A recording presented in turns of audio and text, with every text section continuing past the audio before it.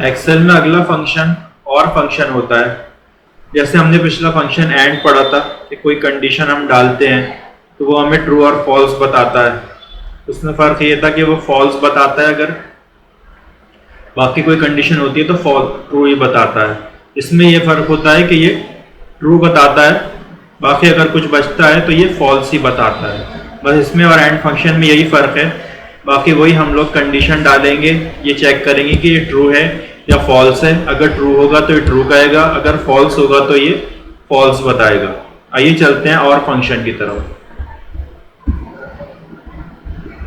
देखिए मेरे सामने ग्रिड लिखी हुई है 5, 10। अब मैं यहाँ पे इसका सिंटैक्स डालता हूँ, इज इक्वल टू, इसका सिंटैक्स होता है और ब्रैकेट में मुझे ये चेक करना है कि A39 इज ग्रेटर देन 0। रो कौन सी थी? A। कॉलम कौन सी थी?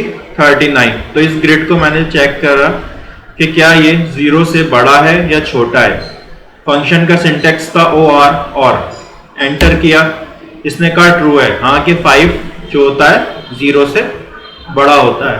अगला देखते हैं, सिंटैक्स डालेंगे is equal to OR bracket में A40 is greater than B40।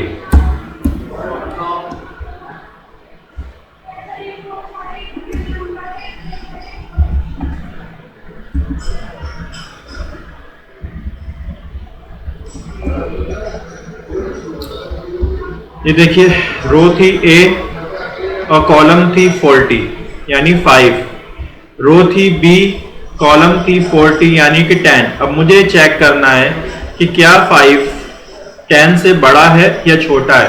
तो मैंने फंक्शन डाला इज इक्वल टू और ब्रैकेट में A40 is greater than B40।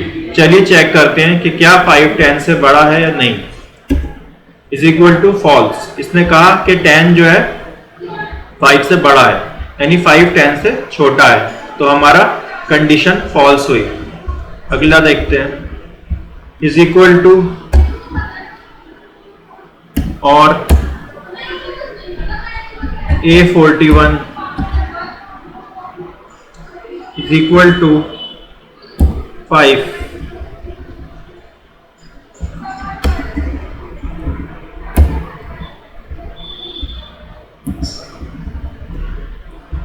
अब मुझे ये चेक करना है कि A41 यानी 5 क्या 5 के इक्वल है, यानी अगर ट्रू होगा तो ये ट्रू कह देगा, फॉल्स कहेगा तो ये फॉल्स कह देगा।